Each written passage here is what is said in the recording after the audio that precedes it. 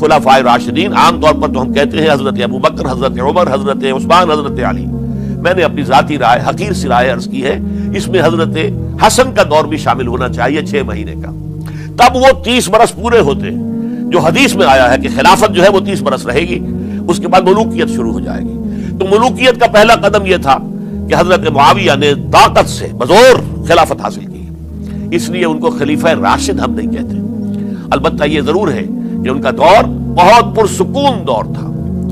البتہ جب 10 برس گزر گئے حضرت معاویہ کے دور حکومت کو، اب میں یہاں لفظ خلافت کی بجائے دور حکومت استعمال کر رہا ہوں، جو کہ خلافت راشدہ سے ذرا اس کا فرق واضح ہو جائے.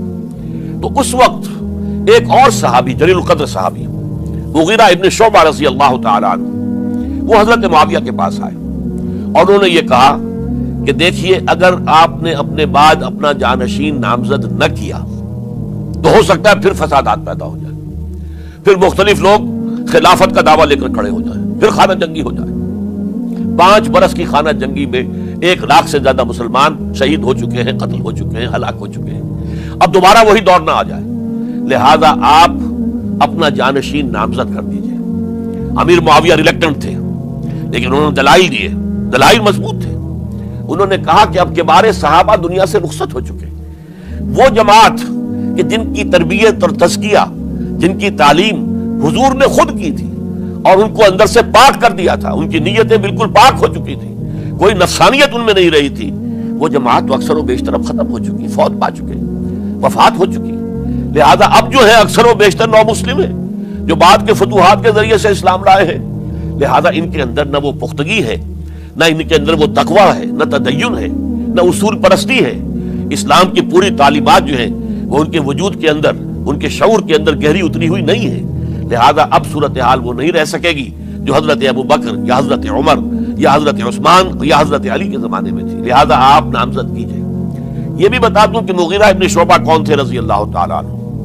نمبر 1 یہ ہے کہ یہ اصحاب شجرہ میں شامل ہیں، جن 1400 یا 1800 افراد نے حضور سے بیعت کی تھی صلح حدیبیہ سے متصلا قبل، اس درخت کے نیچے بیٹھ کر، جس کے بارے میں سورہ فتح میں فرمایا گیا کہ لقد رضی اللہ عن المؤمنین اذ یبایعونک تحت الشجرہ. اللہ ان تمام اہل ایمان سے راضی ہو گیا جو اے نبی صلی اللہ علیہ وسلم آپ کے دست مبارک پر بیعت کر رہے تھے اس درخت کے نیچے. ان میں سے موجود، ان میں یہ مغیرہ ابن شعبہ ہے. پھر مغیرہ ابن شعبہ وہ ہیں کہ حضرت علی اور امیر معاویہ ان کے درمیان جو خانہ جنگی ہوئی اس میں ہمیشہ حضرت علی کے ساتھ رہے، حضرت علی کے ہی وہ سپورٹر تھے، ان کے ساتھ تھے.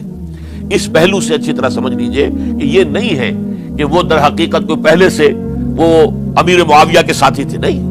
لیکن اب جو صورتحال وہ دیکھ رہے تھے، جہاں دیدہ انسان تھے، بہت بڑے سیاستدان تھے، جانتے تھے حالات کو، حالات کے نفس پر ان کا ہاتھ تھا.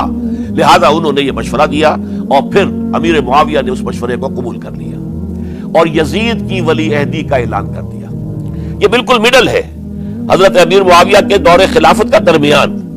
یہ 10 سال جب ہو گئے تھے حضرت امیر معاویہ کی خلافت کو یا حکومت کو، تب یہ معاملہ پیش آیا اور یزید کے ہاتھ پر یہ بیعت ولی عہدی تمام جو بھی مختلف گورنرز تھے ان کے ذریعے سے کہہ دیا گیا اپنے اپنے علاقے کے لوگوں سے بیعت لے لو. یہ بیعت عام طور پر لوگوں نے کر لی. البتہ 5 شخصیتیں جو بہت نمایاں تھیں انہوں نے اس بیعت سے انکار کیا. ان میں کون تھے ذرا نوٹ کیجئے.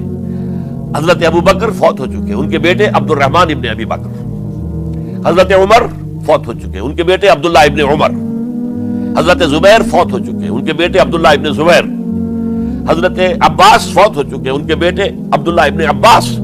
حضرت علی شہید ہو چکے، ان کے بیٹے حسین ابن علی رضی اللہ تعالی عنہم اجمعین. یہ 5 جو امت کے بہت بڑے 5 افراد کے گویا کے وہ چشم و چراغ تھے ان گھرانوں کے، انہوں نے انکار کیا. اور ان میں خاص طور پر عبد الرحمن ابن ابی بکر نے یہ جملہ کہا کہ تم چاہتے ہو کہ قیصر و کسریٰ کی سنت پر عمل کرو کہ باپ کے بعد بیٹا حاکم بن جائے. یعنی ایک قدم تو خلافت کا نظام پہلے ہی نیچے اتر چکا. مشاورت سے تو حضرت امیر معاویہ کا بھی جو نسب ہوا ہے وہ مشاورت سے نہیں ہوا. ایک درجے میں وہ جو اللہ تعالیٰ کے رسول نے عمارت بنائی تھی شاندار، اس خلافت کا جو سیاسی نظام تھا اس میں ایک تو کڑی آ چکی زوال کی کہ ایک شخص نے طاقت کے ذریعے سے خلافت حاصل کر لی. اب اس کی اگلی کڑی لانا چاہتے ہو کہ قیصر و کسریٰ کے طریقے سے خاندان کے اندر ایک قبیلے کے اندر یہ خلافت جو ہے، یہ حکومت جو ہے، نسل بعد نسل، باپ کے بعد بیٹا اور بیٹے کے بعد پوتا، اس کو ہم کبھی گوارا نہیں کریں گے۔ حضرت امیر معاویہ بہت دانشمند انسان تھے، انہوں نے ان پانچوں حضرات پر کوئی تشدد نہیں کیا، کوئی جبر نہیں کیا، بلکہ رہنے دیا، ٹھیک ہے یہ بیعت نہیں کر رہے، ابھی تو بیعت ولی عہدی ہے، کوئی حرج نہیں، لہذا کوئی جھگڑا، کوئی اس وجہ سے کوئی فساد، اس بنا پر کوئی جنگ نہیں ہوئی۔